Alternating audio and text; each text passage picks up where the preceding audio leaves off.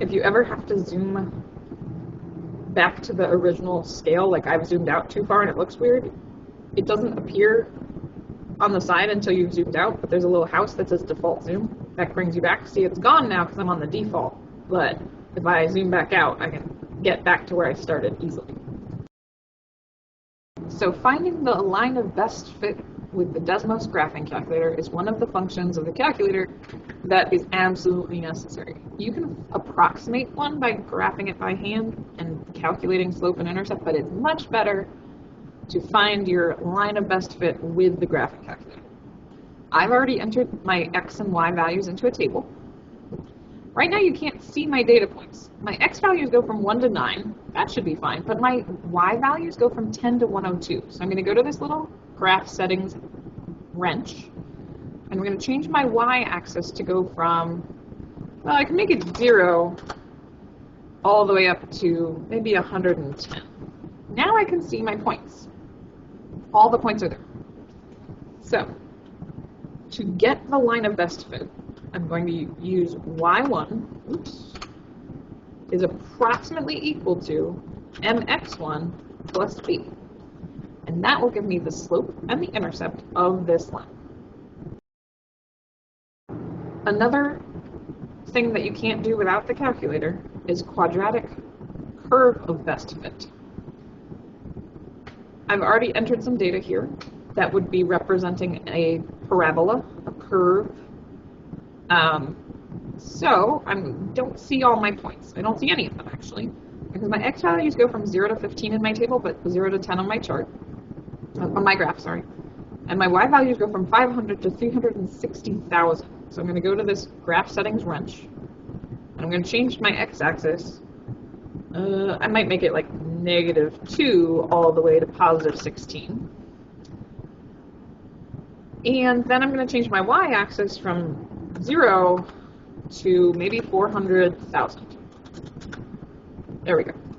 Now I can see there. Okay, 0 was too low. That point at 0, 500 looks really low, but this definitely looks like a curve. To find the curve of best fit, I would type y1 is approximately ax1 to the second power plus bx1 plus c. And that will give me my a, b, and c.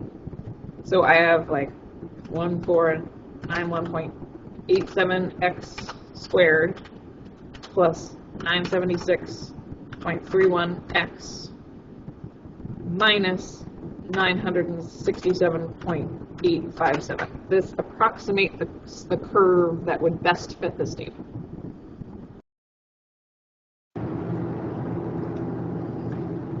Let's say you want to have a nice handy list of perfect squares. If you make a table and put 1, 2, 3, 4, 5, 6, 7, 8, 9, 10 in x, and then go up to the top and change change y1 to be x1 squared. The graph doesn't matter, but now you have a list of perfect squares from 1 squared to 10 squared. If you want more, once you've entered, it assumes there's a pattern, so if you just click enter over and over again, you can have perfect squares as far as you want, forever and ever. If you want a list of perfect cubes, just for reference, you can make a table in Desmos. I filled in x equals 1 to x equals 10. After I typed 1 and 2, when I pressed enter, it automatically went 3, 4, 5, 6, 7, 8, 9, 10. And I'm going to change this y1 to be x1 to the third. And now I have a list of perfect cubes from 1 cubed to 10 cubed. I can extend the list. Usually you're not going to need that big of a list. If you want to make a list of multiples of a number, you can make a table in Desmos. I entered 1, 2, and then after I clicked enter, it auto-filled as I went. Like I can click enter and it just gives me 11 there because it assumes I'm going in order. And instead of y1, let's say I want to know multiples of 7. I put 7x1. And now I have a list of multiples of 7. If you want a list of factors of a number, you can make a table. put x equals 1, 2, 3, 4, as far as you want to go, and replace y1. Let's say we want to know factors of 115. We put 115 over x1. And that gives me, if it comes out evenly, I know it's a factor. 1 is a factor, 2 and 3 and 4 are not, but 5 is a factor. If you need to extend that, just keep clicking enter and see if you can get to something that gives you a whole number. This one doesn't have a lot of factors. If I change that, I could have 42. 42 has a lot of factors. And again, it's whenever the y column comes out evenly is where you will get a pair of factors. With the laws of exponents problems like this, the graphing calculator is not going to solve it for you, but it can help you check your answer. You can add, like I typed in the original problem, and I added a slider. If I think I know what the answer is, if I think it was, let's say, a to the 12th, over 3 to the 4th, b to the 4th, having trouble typing. You have to move the slider so it's not on 1 or 0. If I do that, these two things aren't equal, because this a to the 12th is really in the denominator when I use that. Now the two things match up. No matter what I do, they will match up. If you want to know 3 to the 4th, that the calculator can do for you. So I can change that to be 81. And then I know I have a fully simplified version of the original problem. You can use the Desmos calculator to double check your answer when you're dealing with composite functions. If, let's say, you had f of x, which remember that just means y, f of x was 4x minus 1, and g of x, which again is just like a y, it's just saying it's a different one. Let's say it's 2x plus 5. If I want to know the composite function f of g of x, it's going to have to match up with that purple line. I don't really care about the other two lines right now. I think that if I use this f of g of x, where I replace x in f here with 2x plus 5, that would give me y equals 8x, because the 2x would be times 4. The 4x times the 5, sorry, the 4 times the 5 would be 20. 20 minus 1 is 19. These two graphs are exactly the same, so I know I'm correct. If you want to make sure that you have the correct form of a line, like let's say you're given something in slope-intercept form, and you want to know whether you have it correct in standard form, you can type the standard form into the graphing calculator and double check. Oops, I deleted my y. If they're the exact same line, you've done it correctly. Similarly, if you have tried point slope, so y minus 3 equals 4 times x minus 7. If you think you know what the slope-intercept form of that line is, well, for this it would be y equals 4x minus, it crosses the y-axis at 25, so minus 25. They're the same line, so these are the same linear function, they're just different forms. You can check a problem where you're finding a parallel line. If you're told that you need something parallel to this line, y equals negative 1/2 x plus 7, and it needs to go through the point 1, 1, or 1, 2, let's do that, why not?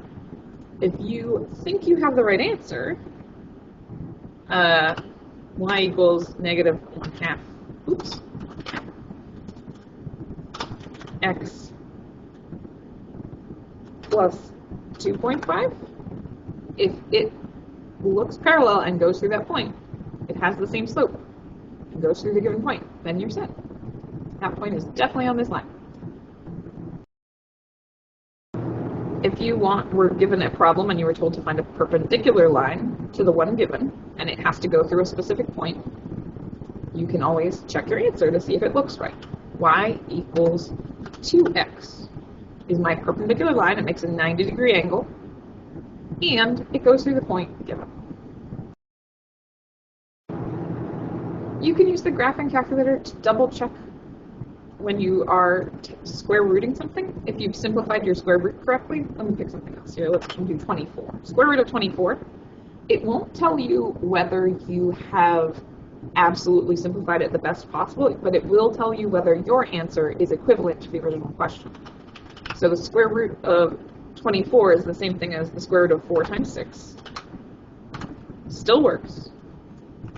So then I know that if I square root 4, it's 2. 2 square root of 6 is equivalent to the square root of 24. This is harder to do when there's a variable. Let's say it was 24x to the third. I don't have it equal to anything right now. You can say, okay, x is 9. You want to pick something that's not 1, because 1 or 0, because 1 and 0 kind of give you like a false sense of what's going on. If you look at this graph, okay, this is kind of a silly graph. Ooh, there. You can look at where these two lines cross to see that value. The y value there is 132.272. So if I try to simplify this, it should make the same line as this one, and it should have the same value when x is 9. So if I think I have the answer, because it was 2 square root of 6, oops, but x cubed means 1x will be inside and 1x will be outside.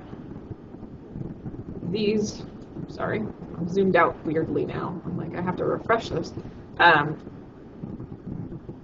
This graph and this graph are the same. It's hard to tell because one's black and one's purple, but they gave me the same graph. They're going to give me the same value when x equals 9. So the graphing calculator can also help you check operations with polynomials, adding, subtracting, multiplying, and dividing. If you think you know the answer when you are subtracting, in this case, or adding, you can type the original problem and then what you think the answer is. So I think that this gives me 7x squared minus 4x plus 5. And look, the two graphs are exactly the same, so I know I was right. If I'm trying to multiply, in this case, I did a binomial times a binomial. If I think I know the answer, I can type it in. I'm going to see the original makes a really big shape.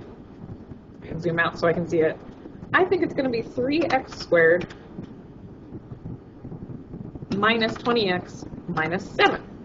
That didn't work out. 3x times 7 is 21x. Oh, it's going to be a positive 20x. Now it matches. That can help you sometimes catch your sign errors because it looks like a mirror image. It's so close to being right, it's just not quite there yet. So I was able to figure it out and make a beautiful graph that matches. With division. This one, the graphing calculator always types it like a fraction when it's division, but I use long division. It makes a very strange looking graph. When I did long division, I got x minus 10 plus 19 over x minus 2. I must have gotten something wrong. I think it's not 19. I think it's minus 21. I think I messed up the sign. Yep, when I go back and check, now they're the same graph. You can use the graphing calculator to check your answer when you're factoring. If I'm trying to factor 16x squared minus 2x minus 3, and I think I know the answer. Let's say I thought it was 4x minus 3 times 4x plus 3. The graphs don't match, so that must have been wrong. If I think it's 2x minus 1 times 8x plus 3, and the graphs match up, that has to be the factored form. It doesn't show you that, like it doesn't tell you, oh, you could have factored more out. It just tells you that these two forms are equivalent. The graphing calculator can straight up solve a problem for you. If you are told you need to evaluate an expression, and they give you the expression, and then they give you the replacement variables. They say, well, when A is 4, and when B is 7, or 6, I typed weird things, and X is 1. It tells you the answer. Now, it doesn't say up here equals whatever, but if you click on the graph, you can see that this crosses the x-axis at 1. That is your solution right there.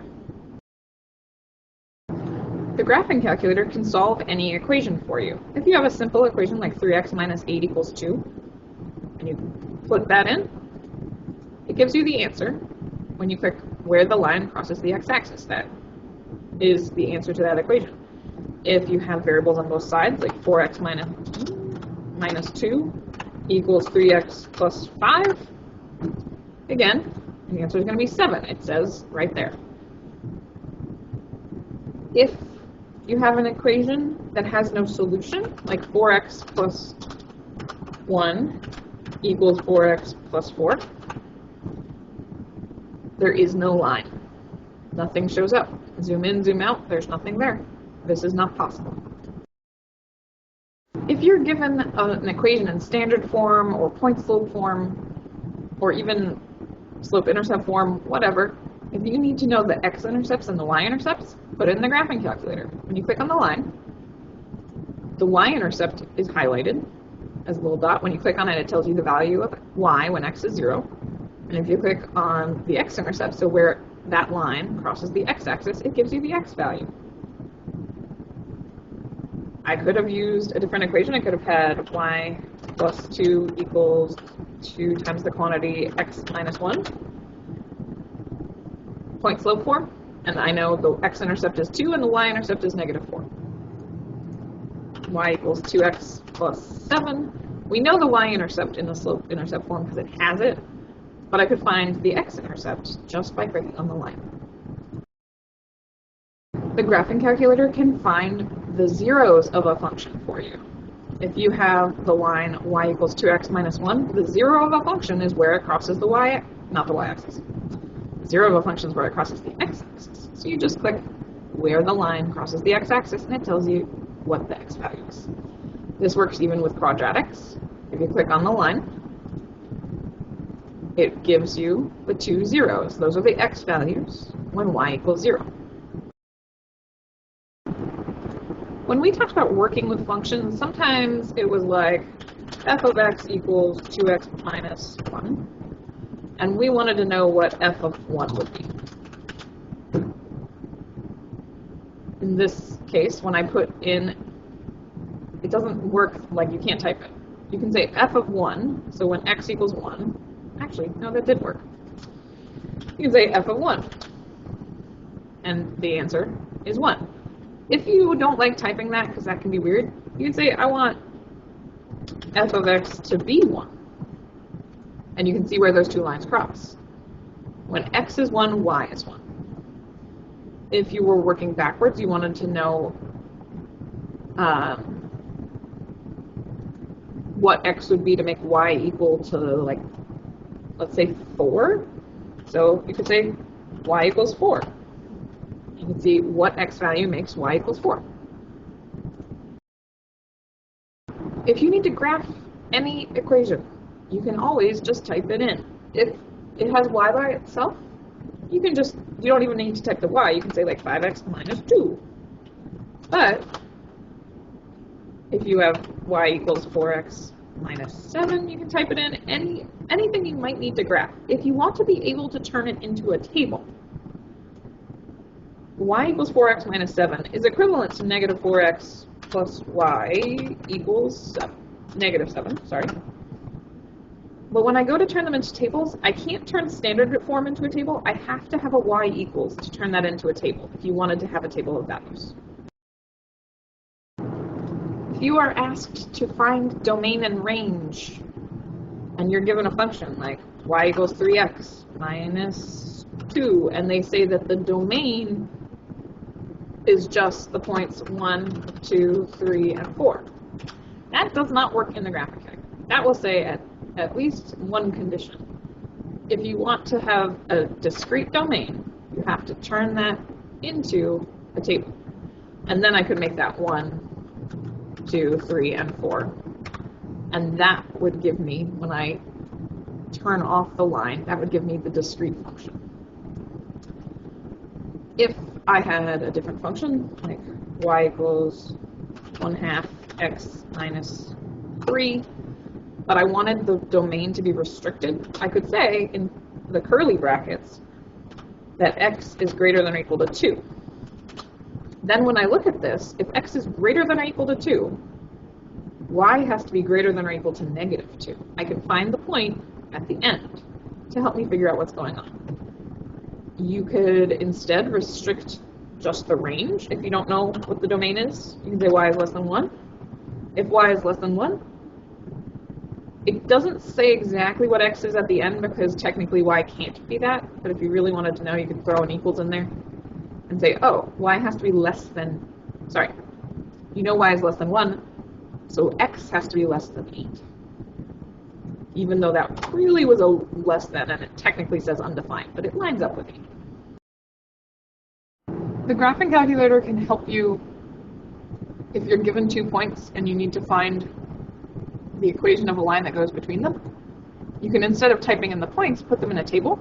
So 3 and 2 for my x, 4 and 5 for my y. I don't really care about the points anymore. And then just like the linear regression, you can type y1 is approximately mx1 plus b. And that gives me my slope and my intercept.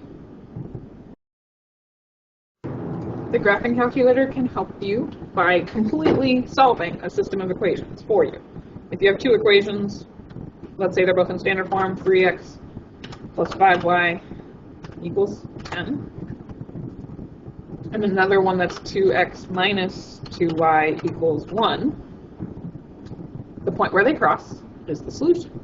0, 5.63 and 1.063.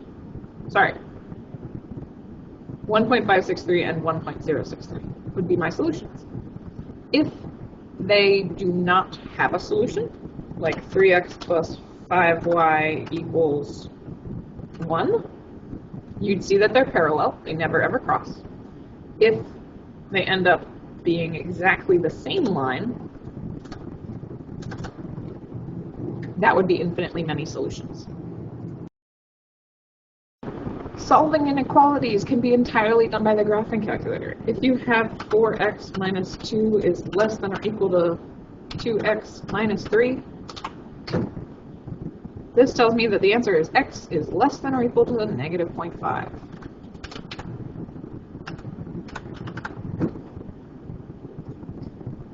If there's no solution, like let's say that was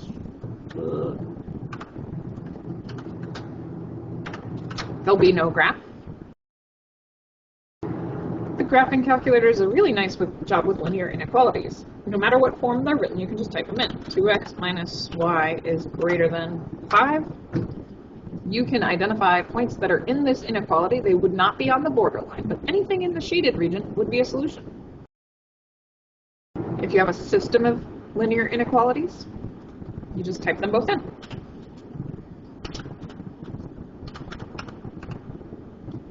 In that case, that wasn't a great one. I wanted to make the slope negative. Sorry. There we go.